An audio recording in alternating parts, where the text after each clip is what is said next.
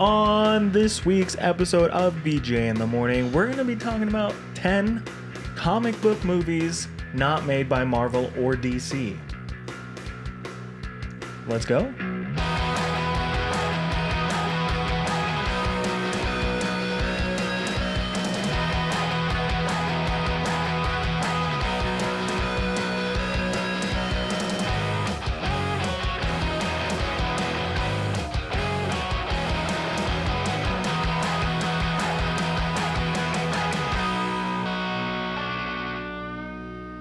Welcome to BJ in the Morning, your favorite dirty name podcast with even dirtier takes on movies, TV, and pop culture. My name's Brendan. And I'm Juan. And we're back at it again. Back at it again with the white vans. I was going to say talking about comic book movies because that seems to be the streak we're going on right now. Comic book movies. Well, comic book movies are hot right now. I think we are seeing the end of like a fatigue, and I think Superman really like kind of set the bar pretty high for superhero movies. Sure, but there's been a lot of movies out that are based on comic books that some people might not know about. Yeah, like a couple of the movies on our list.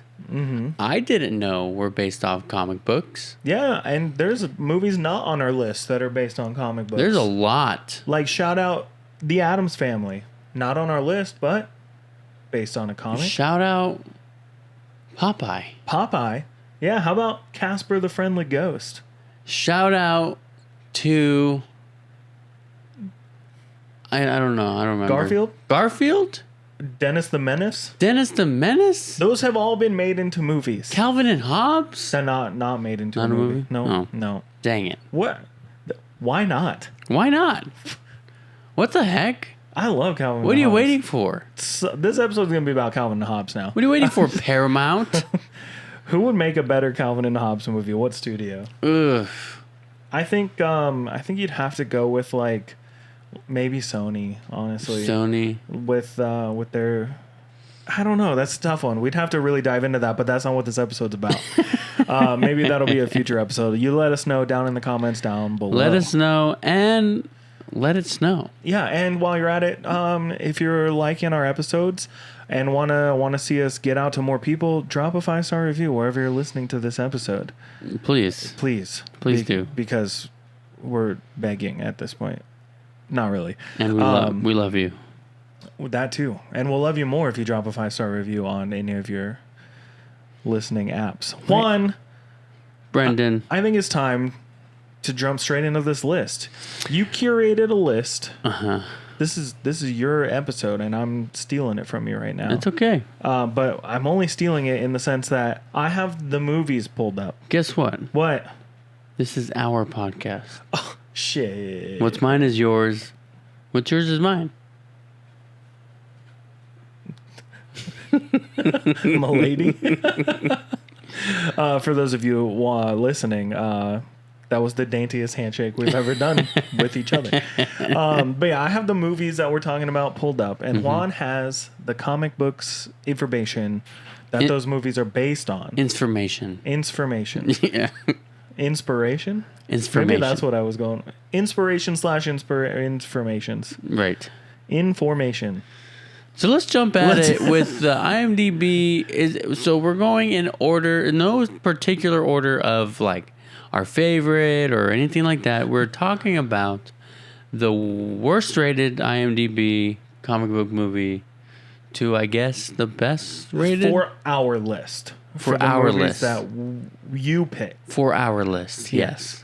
So it's the least liked to the most liked. To the most liked. Based on our top 10 list. So let's start with number 10 on the list. Bringing it back all the way to 1997. 1997? Yeah, you know what movie it is, Juan, because you made the list. We're talking about Spawn. Worst rated? Yeah, you're choking up about it. I see that. Yeah, it's got a 5.2 on IMDb. Which, understandable. Yeah. Not the best movie, The movie came out what year? 95? 1997. 7. It's rated PG-13. Really bad graphics and CGI. Really bad. I don't want to say storyline, but like, I guess plot. Yeah. Like the way it played out.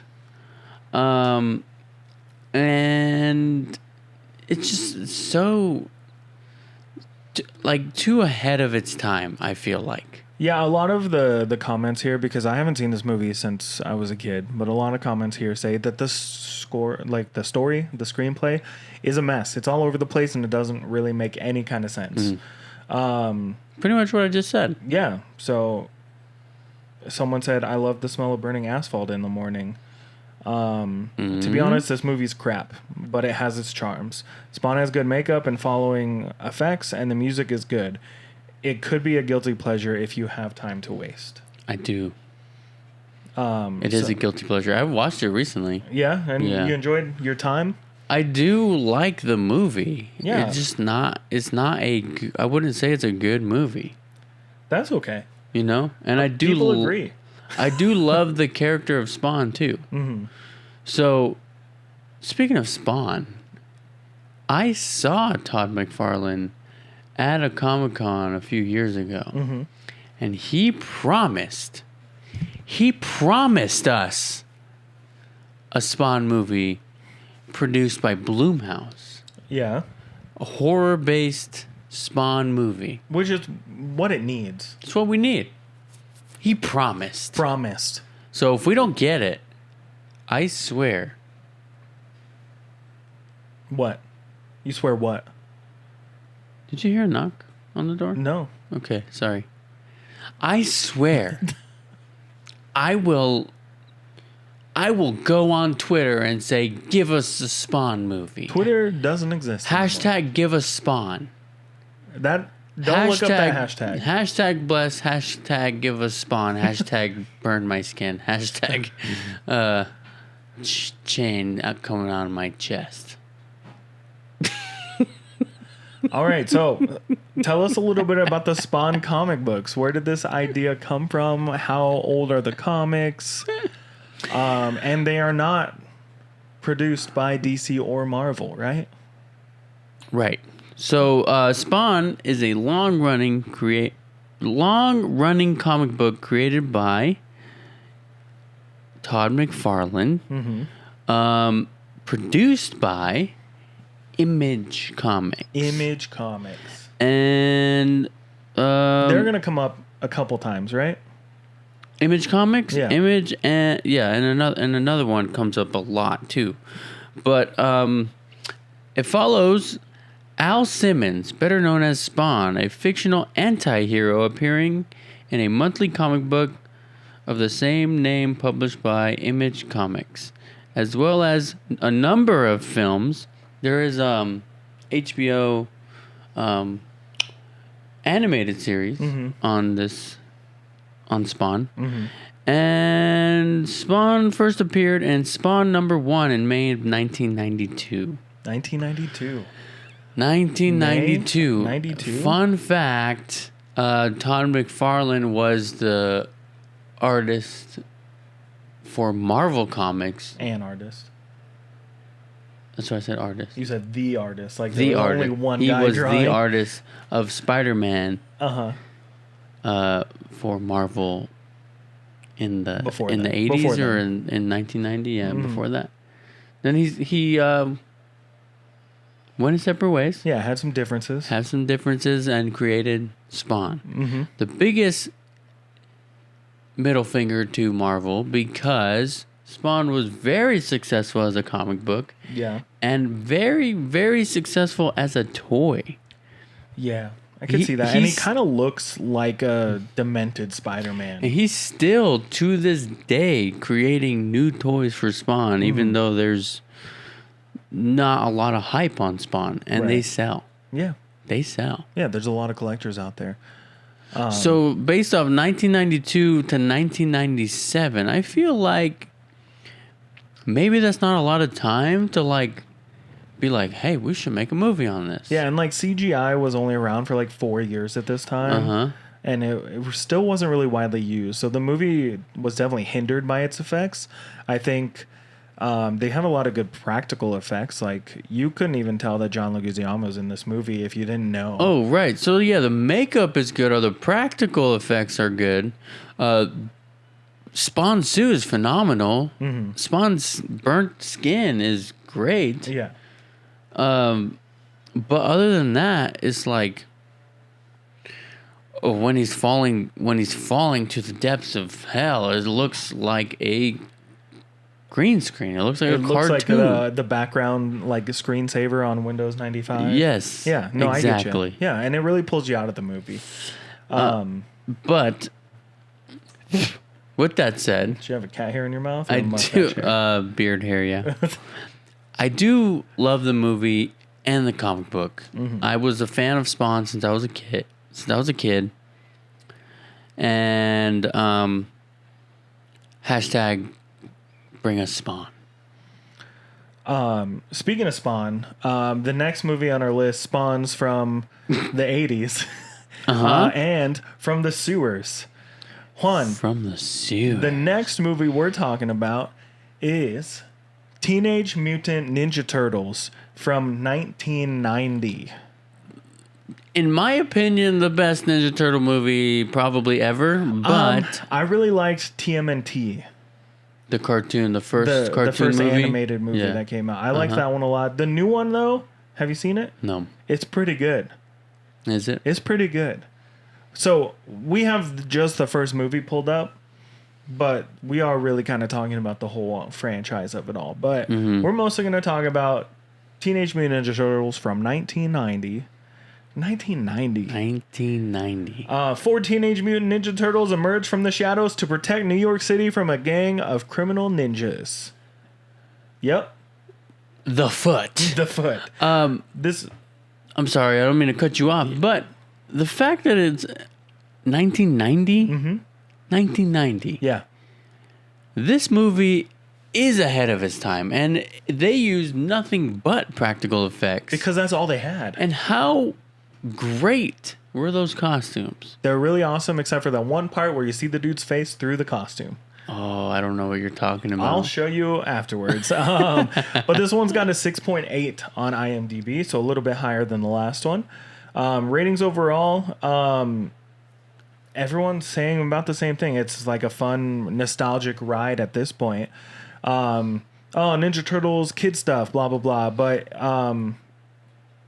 everyone's got pretty good things to say. It's like, forget the kid-friendly sequels, forget the Michael Bay remakes, forget the CGI experiment. This right here is and still remains the definitive Teenage Mutant Ninja Turtles movie. This got the vision laid out by Kevin Eastman and Peter Laird, most accurately. A dark, edgy, tongue-in-cheek parody to Frank Martin's Daredevils and the New Mutants. I'm sure you still had some of the cartoon elements thrown in for good measure, but compare this one to the other movies, and this one followed the closest to the original comic book series. And that brings us to Teenage Mutant Ninja Turtles, the comic book series published by Mirage Studios. There's a lot of Mirage, Image. Image, Dark Horse, Mirage. But yeah, conceived by Kevin Eastman and Peter Laird. Shout out Kevin Eastman. We have a chance to meet him in August. Shout out. Yeah, at Tucson Comic Con.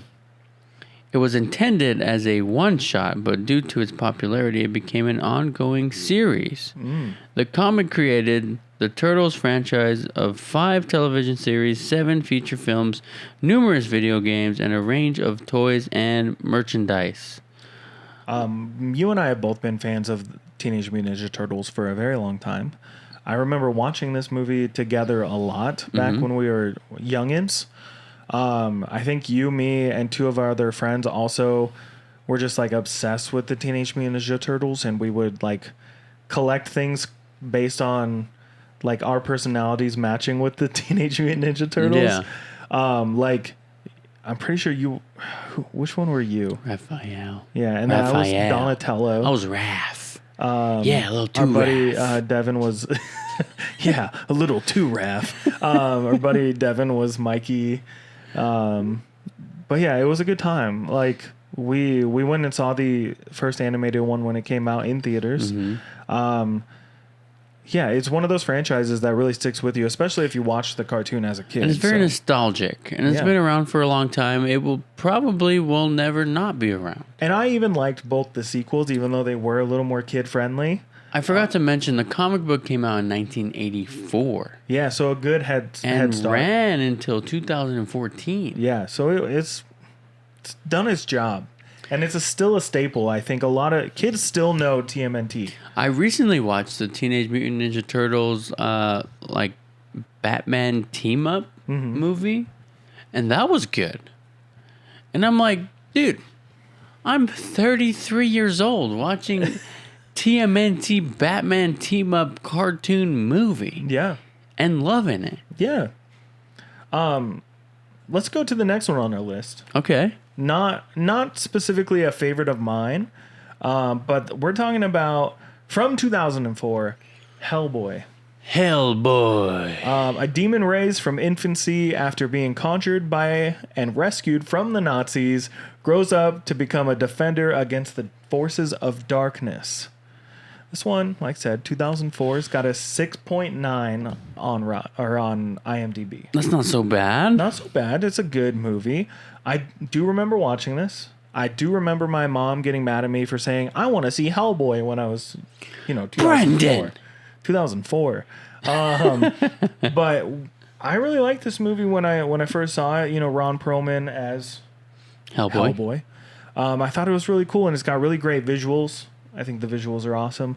But a lot of practical effects. And honestly, shout out to Doug Jones, who plays Abe Sapien. Mm-hmm. He's one of those like character actors where you've seen him in a ton of things, but you don't know it. So I don't know. I think a lot of the effects are really awesome. It's really dark and gritty for the time. That's all I got to say about the movie. I do love this movie, and I've had a weird, not really an obsession, but like a weird like love for Hellboy since the movie. Mm-hmm. I want to say we were really young when it came out, 2004. 11, 12. Yeah. So yeah, as soon as we saw the movie, I got into learning the comics, learning the story, and loving the character. But Hellboy is a superhero created by Mike Mignola, and appearing in a comic book published by Dark Horse Comics. The character first appeared in San Diego Comic-Con Comics number 2 in August of 1993. Oh, man. And has since appeared in various miniseries, one-shots, and intercompany crossovers. That's really cool. Mm-hmm. But yeah, I mean, Hellboy is just like this demon-looking character. Refuses to live out his prophecy. He shaves off his freaking horns, and he is, I guess, destined to be a good guy at heart, but still like a real tough guy on the outside. Yeah. He's a demon. And he loves cats. Yeah. Weird. Weird? But fine. Is it weird? You love cats. I love cats. Yeah. But yeah, the movie takes me, the first movie was great. Takes me through a loop every time because I love it. But the second movie, and I think maybe a third, There was like a reboot. a reboot with David Harbour. David Harbour. Mm-hmm. That movie was weird. Yeah, I never watched it. I was hoping for more, for better. Mm-hmm. But the original Hellboy, go check it out if you haven't seen it. You know another movie people should check out? This one kind of threw me for a loop when Yeah, I you found didn't know out this it one was a comic book. You didn't know? No. All right, bringing it back again to 1994. Back at it back again. in the 90s. This movie, I'm gonna give you the synopsis one. Blank, blank, blank. No, bank clerk Stanley Ipkiss is transformed into a manic superhero when he wears a mysterious mask. That's right. We're talking about The Mask. Bet you didn't know this was a comic. Juan didn't. Bet you didn't know that. Bet you didn't know. This one's got a 7. What year did this movie come out? 94. 1994. This movie's got a 7 on IMDb. Obviously, Jim Carrey. We got Cameron Diaz in one of her first roles. I think it is her first role.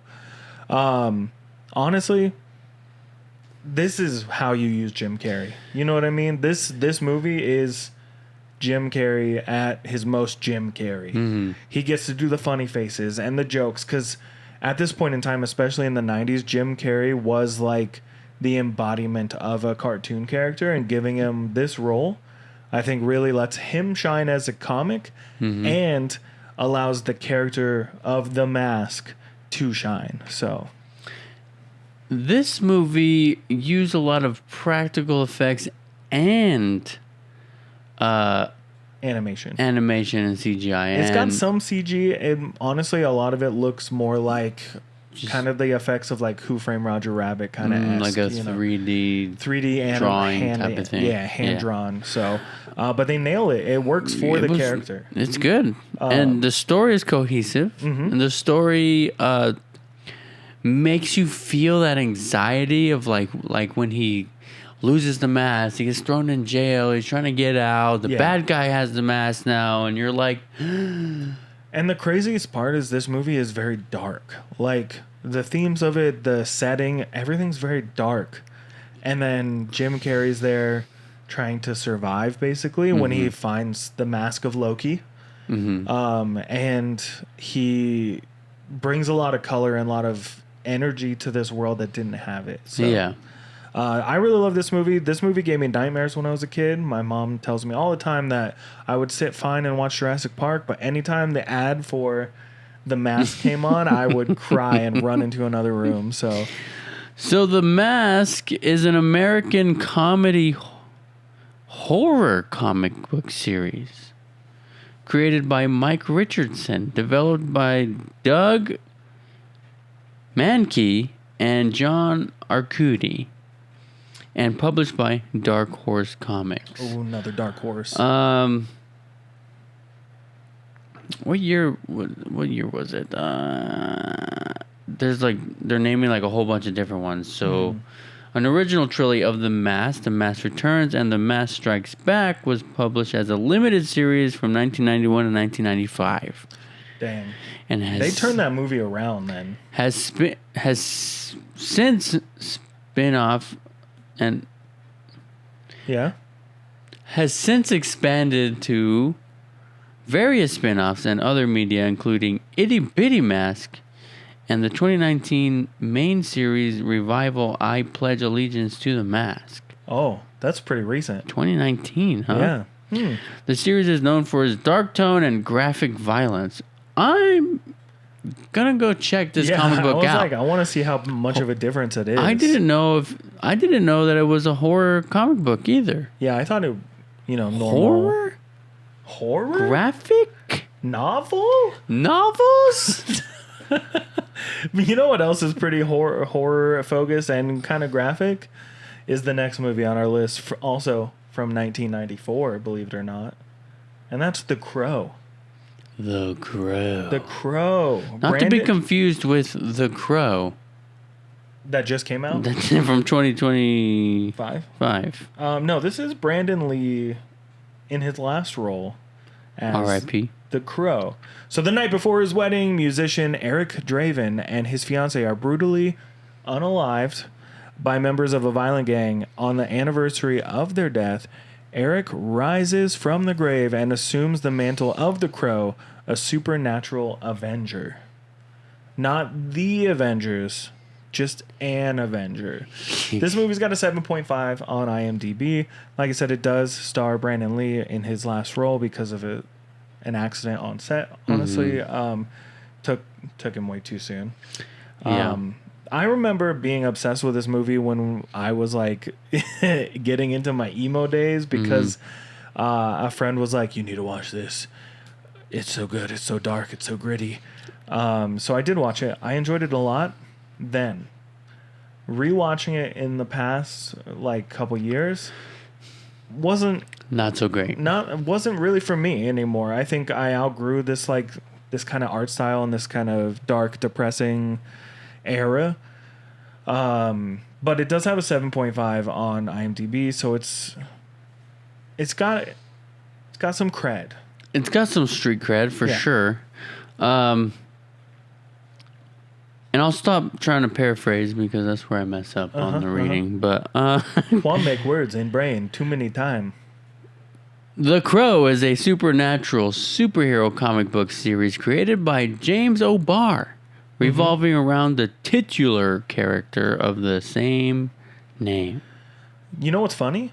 You just said another name of a person who's going to be at Tucson Comic Con. James O'Barr? James O'Barr. Tucson Comic Con, August 29th to the 31st, 2025. The series, which was originally created by O'Barr as a means of dealing with the death of his fiancée at the hands of a drunk driver. Yeah, it's a dark story, like, altogether. Published by Caliber Comics in 1989. 1989. And I don't know it why seemed we gasped at very seemed very, graphic novel, like just as gritty as the movie, just as emo, as you would say. I think emo's not a good word. It's more gothic. Gothic, that's the word. Yeah, more gothic. I just know when I was starting to get away from like what my parents liked and getting into more of what I wanted to get into, this was like one of those turning moments where I started watching more rated R movies, things like that. So I liked the movie back then. It's not a bad movie at all. The character is cool, but I just don't think it's my kind of tone anymore. It's like not my cup of tea. Right. Or cup of Joe. It's not my Dr. Pepper Zero, if you will. Yeah. Speaking of Dr. Pepper Zero and Joe and tea and all that stuff, I think we're going to take a quick break. And we'll be right back with the rest of our list. And we're back. It was like no time had passed, huh? Yeah. Yeah. But let's get back into our list. Are you ready? Because the next one on the list is one of my favorite movies of all time. Of all time. Yeah, it's in my top 10. I knew this. You knew this.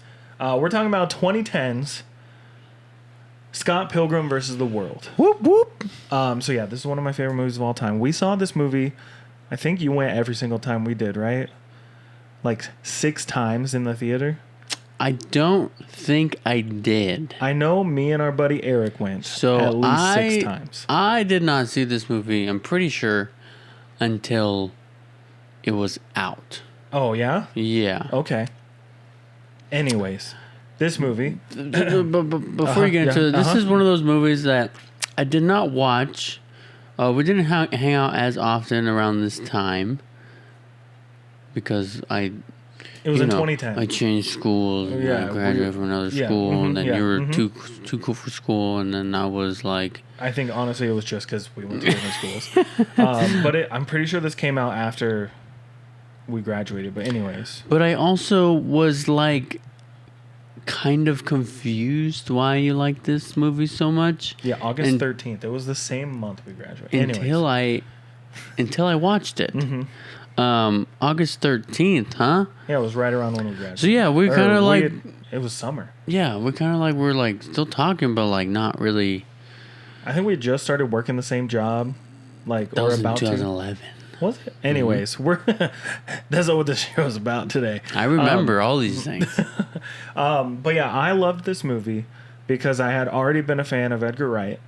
Shaun of the Dead, Hot Fuzz, Shaun of the Dead at this point in time was it was the last movie I rented at Blockbuster before Blockbuster went.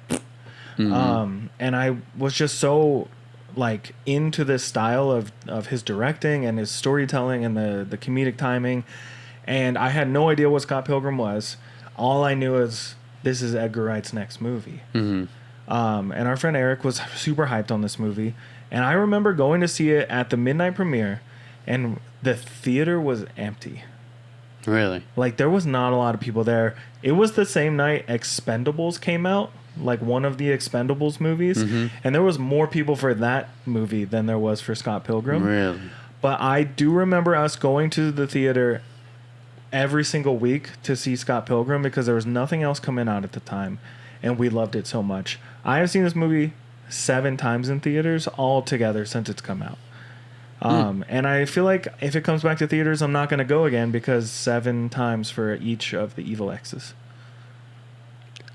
Nice. Yeah, right? On purpose or not on purpose? On purpose. And the last time I saw it was during its anniversary where it played at the Loft Theater. Huh. So it was a super small independent thing. Tons of fun. Cool. Still have my ticket stub just because 7th time. You know what I mean? Why not? Yeah. But yeah, if you don't know what Scott Pilgrim is about, it's a young man must defeat his new girlfriend's 7 evil exes who are willing to do anything to prevent her happiness with someone else. Michael Cera, Mary Elizabeth Winstead, Kieran Culkin, Anna Kendrick. This one's got a stacked Chris Evans cast. Aubrey Plaza, Allison Pill, Jason Schwartzman. Chris Evans. Come on. Chris friggin' Evans? This movie's got a 7.5 on IMDb, which everyone says it's a great adaptation of the source material, the comic by Brian Lee O'Malley. We're not there yet, but okay. But yeah, after the movie came out, I was super hyped, and I remember I bought I got the box set of all the graphic novels so I could keep up, and I realized it's way different, but I didn't care. Also, I brought those with me on our trip to Disneyland, which we have posted photos of on our Instagram. Really? Because we went to Disneyland in 2010. I don't remember you bringing them, but... Yeah, I brought 2 of them because I didn't want to read them all at once, and then I was pissed because I finished the first 2 on the drive to California. Anyways, getting about the graphic novel series. The graphic novel of Scott Pilgrim is a series of graphic novels by Canadian author and comic book artist Brian Lee O'Malley. Nailed it. The original edition of the series consists of 6 digest-size black and white volumes released between August of 2004 and July of 2010. Yeah, so I know that the last book was being written the same time the movie was, so they had to make up an ending for the movie that did not coincide with the ending of the book. I see. Yeah, so they have different endings, but most people liked the movie endings better than the book's endings. Anyways, I love both equally, and I just love Edgar Wright. I think he makes great films, so this one was easy to put on a list of top 10 movies for me. Sure, yeah. I do like the fact that it is so different and quirky, and like the comic book is almost like a video game illustration type of art style. Yeah. And the fact that they turned it into a live action and made it work well, can't complain. Yeah, I mean, I think it's easy to see you can see the stills from the graphic novel in the movie almost. You know what I mean? Like, he was so good about trying to stay close to the source material. And I just really appreciated that. And it could be Edgar Wright too, but I think it worked phenomenally well with, like the quick action, the quick cuts, the panning back and forth, his style of the sound effects, and like all the the things that made it more fun and made it fast paced, just made it a lot easier to watch, especially for people who don't know Scott Pilgrim. Yeah. And like I said, this movie didn't do well in theaters, unfortunately, but it became like a cult classic on DVD and Blu-ray.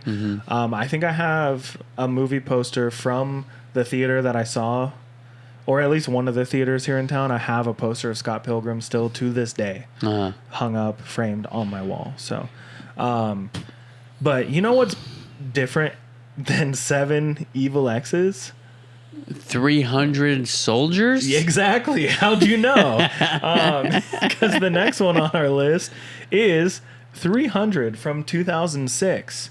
In the ancient battle, King Leonidas and 300 Spartans fight Read it against... like the guy who narrates the movie.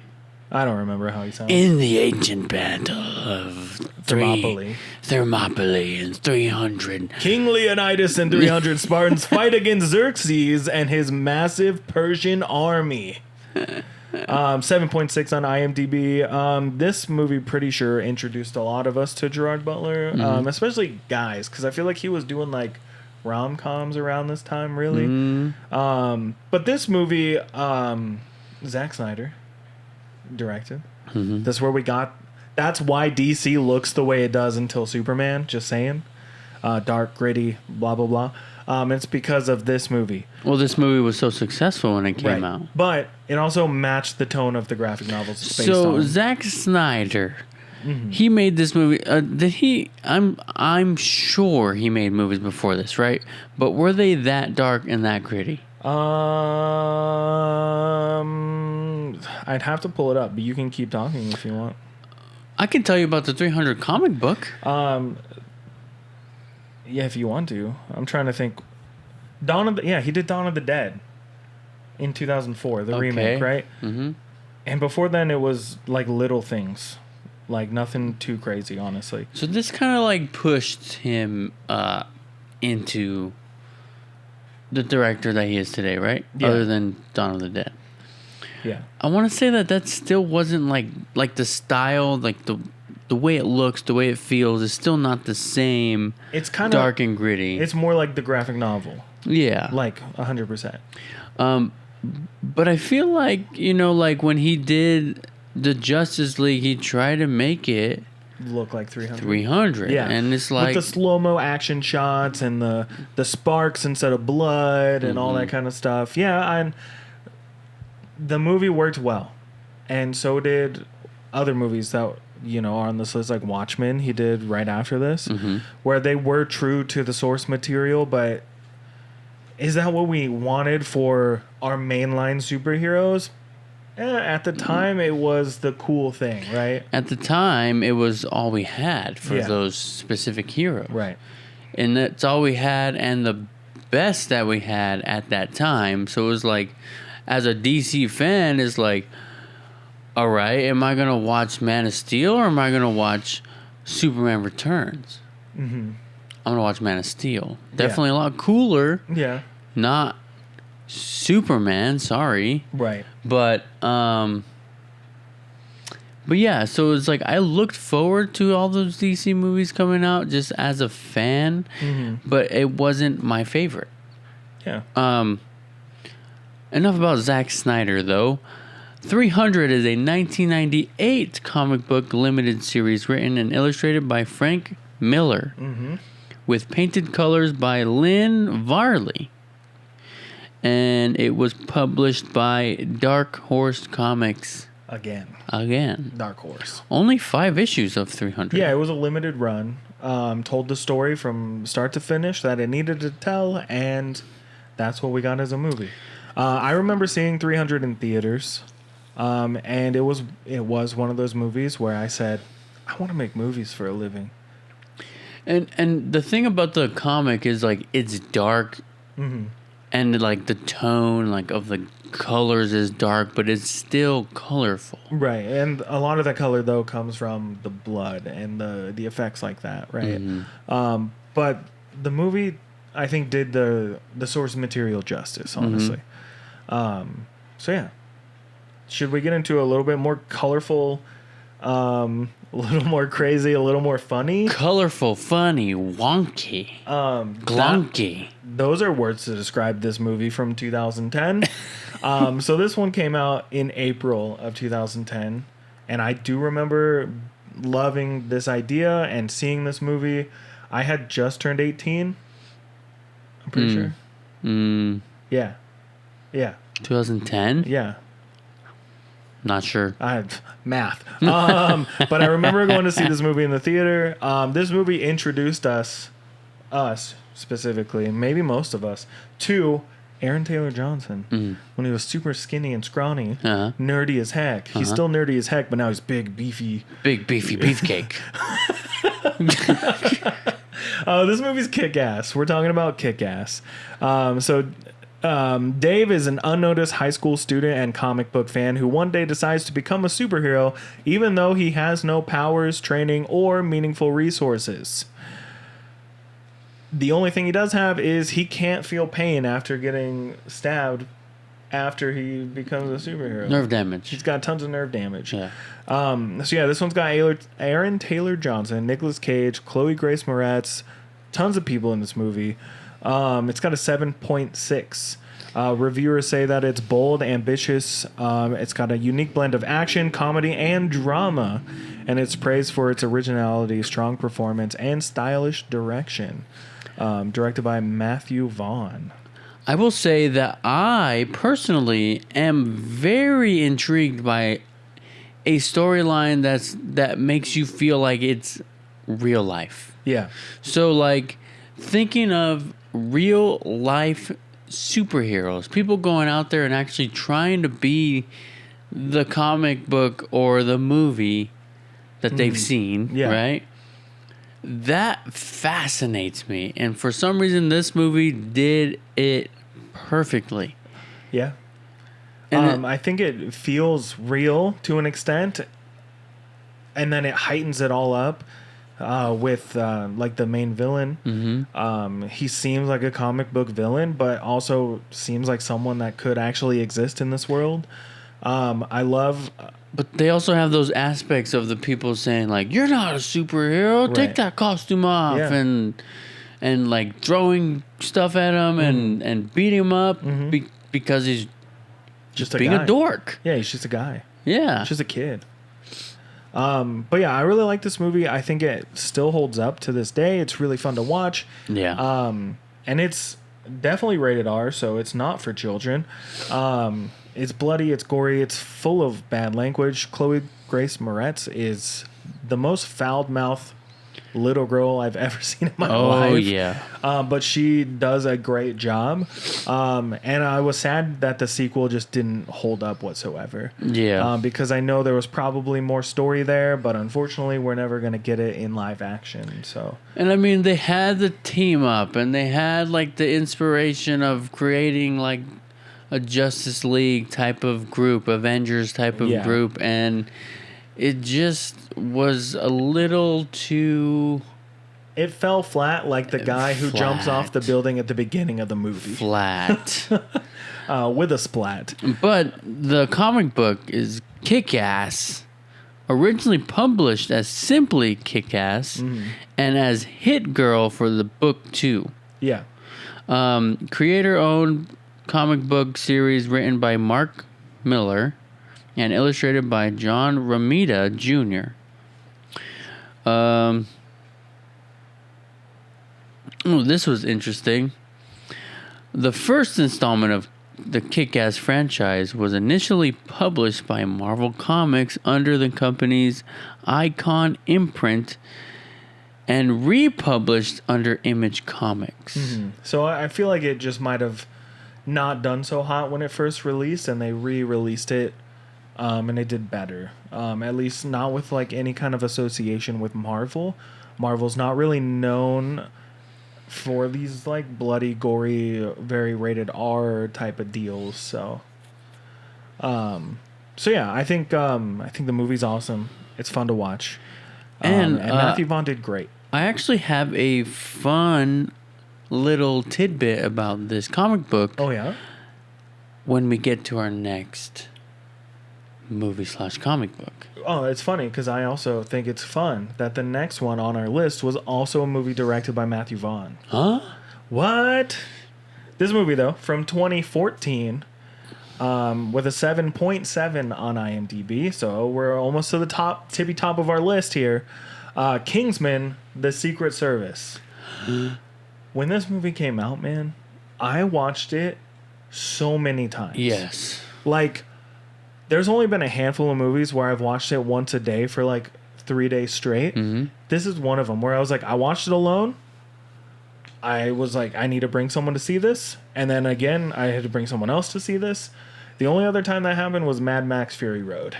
Really? Where I watched that movie 4 times in one weekend with different people each time and loved it each time. This movie, I don't get bored of it ever. I think the action sequences are sick. I think the humor and the, like, it wants to parody, like, the spy genre, but it does it so well that, I don't know, that barn, the church scene, oh my God, that still stands out. I think is one of the best shot, like, in all time. You know what I mean? Sam Jackson as a villain, so funny, so weird and quirky, and still works. And it does work. And the fact that this has had 2 more movies afterwards, the sequel for me kind of fell flat, didn't hit as hard as the first one did. But then The King's Man, have you seen that? Oh yeah, so good. It almost, for me, is almost better than the first Kingsman movie, but I don't know. There's something about it. But the synopsis is a spy organization recruits a promising street kid into the agency's training program while a global threat emerges from a twisted tech genius. 7.7. Yeah, this is what you want from an action movie. Honestly, if you're looking for a good rated R action flick, this is the one to put on. So going back to Kick-Ass, a crossover Big Game was published from July to November of 2023 following a now mid-20s Mindy as she teams up with the Kingsman agent Eggsy Unwin against Wesley Gibson while Dave is granted superpowers by the Magic Order. Yeah, Kick-Ass gets weird. Yeah. Don't know what that means, but she teams up with Eggsy. And that Eggy? No, I was just kidding. That's just a joke. Right. I was like, what? Eggy? Did I read that wrong? But Kingsman is an American comic book series that debuted in 2012 with the first graphic novel subtitled The Secret Service. 2012, huh? Yeah. Wow. The movie came out like 2 years after it. You know? Yeah. It's just fun. But yeah, they're still making comics on Kingsman, and there's that crossover series was only just a couple of years ago in 2023. Maybe we'll see something from it in the future. Well, live action. Yeah. But the King's Man going back to World War I, just insane. Yeah, just like the expansion of the lore and the story, and it's not afraid to like joke and make crazy villains. I don't know. I think the series is great. The second one might not hit as much as the first one or the third one, but it still has its moments. Well, it went a little over the top. I still like thinking about, like, oh well, the first one was based in London, right? But then it's like there's got to be more. Yeah. That's what the second one does. They bring in the Americans. They got French. They got all these other countries that have a secret service. Yeah. And my only issue was the villain of that story was way over the top and a little unbelievable. But you know what? It's still fun. It's still a fun movie. Yeah. And like you said, the third one is just chef's kiss. So good. But let's talk about our final movie of the list. From 2005. This one has an 8 on IMDb. And that's Sin City. Sin City is an exploration of the dark and miserable Basin City and 3 of its residents, all of whom are caught up in violent corruption. This movie was directed by Frank Miller, written by Frank Miller, and reviewers say that Sin City is acclaimed for its groundbreaking visual style, faithful comic adaptation, and stellar ensemble cast. The film's black and white palette with vibrant color accent is lauded as revolutionary. But critics point to excessive violence, misogyny, and shallow character arcs. Some find the film's emphasis on style over substance and repetitive narrative structure to be flaws. Despite the issues, many celebrate its innovative comic-to-screen translation and genre influence. This right here set off everything when it comes to like the art style that we saw in the late 2000s, early 2010s, with its crazy color scheme of black and white with those punchy, like bright colors. I feel like the style of this movie really influenced the direction DC took, and Marvel shied away from it a bit. But I do see where like the stranglehold with this like muted color palette and gray tones and sepia and all that stuff like really came from, I feel like, from this and like its influence in 300 and things like that. So I've seen this movie probably twice. I've seen it a couple times. I don't think it's an 8 for me. I didn't understand it Yeah, like when the we were first time. younger. Yeah, right. I was like, What is this about? it's boring. But I do remember us making a lot of things black and white with one color still in there. So it did stuff back then, but to me, I wouldn't put it as an 8. It wouldn't be the top of my list. But it's the top of this list. Right. So tell us about the comic it's based on. The comic. Sin City is a series of neo-noir comics by American comic book writer, artist Frank Miller. Also directed the movie. Also directed by Frank Miller. My bad. The first story originally appeared in Dark Horse Presents 5th Anniversary Special, April 1991. And continued in Dark Horse Presents 51 to 62 from May of 1991 to June of 1992 under the title of Sin City. Serialized in the 13 parts. Period. Period. So yeah, I think not being a mainstream comic book like produced thing, like it wasn't DC, it wasn't Marvel, it kind of slipped under the radar for me. I didn't read these as a kid. They're really dark, really gritty, gory kind of looks into this Sin City. Yeah. So it really wasn't something on my radar, and it's like you said with the movie especially, it was like I don't really get it. Here's the thing though, as a kid, you go to Bookman's, you go to a comic book store. Bookman's, for all you people not from Tucson, is like a pawn store for books and movies and mostly books and movies and comic books and video games. Sorry. A secondhand store. Sorry. You go to Bookman's, you go to a comic book store, you go to Barnes & Noble, you see all these comic books, graphic novels. You're looking for Spider-Man, Superman, Batman, Marvel, DC. It's the other ones. Right. You're looking for that. So you're not really aware about how many comic books are out there. Right. Now, as an adult, I'm like, comic books, obviously, I'm still like Marvel, DC, but then I'm start browsing around, and there's so many different styles of comic books, graphic novels. One's about love, one's about... Dude, I have a graphic novel. Well, it's not like a manga of Ocarina of Time. Really? Yeah, and like I said earlier, I have all of the Scott Pilgrim books. I think I have a bunch of Calvin and Hobbes we mentioned at the top of the show. There's shout out. So there's like so many different kinds of comic. There's comic books out there for everybody. Yeah, Jay and Silent Bob and Archie just crossed over. Yeah. I want that one. Get it. I'm gonna. All right.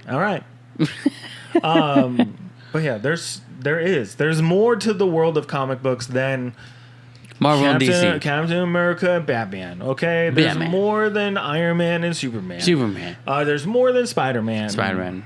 And there's more than those. Black Cat. Black Cat. Which one? All of them. But there's more to comic books, and especially comic book movies.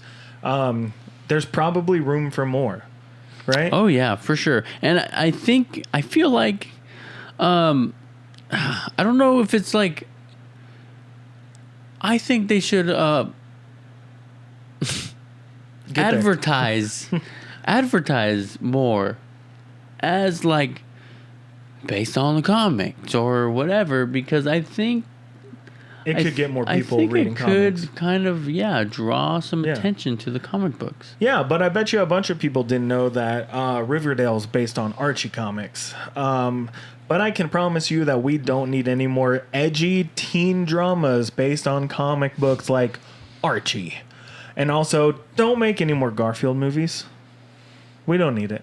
I haven't seen I haven't seen any since what was that one? 2006 Tale or of Two 7? Kitties? Something not The one with Bill Murray as Garfield?